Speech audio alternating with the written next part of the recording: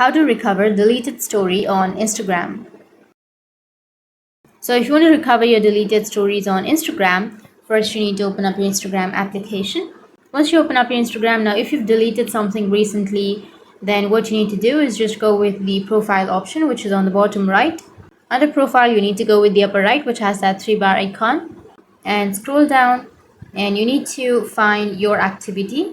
Tap on your activity, and under your activity you will have recently deleted. Tap on that, and here you will have all of your recently deleted posts or stories. You can go with the stories tab, which will be in the upper right. So in my case, I don't have any stories, but you will have all of the stories that you've deleted, and your stories tab, you can simply tap and hold on to that particular story or that post.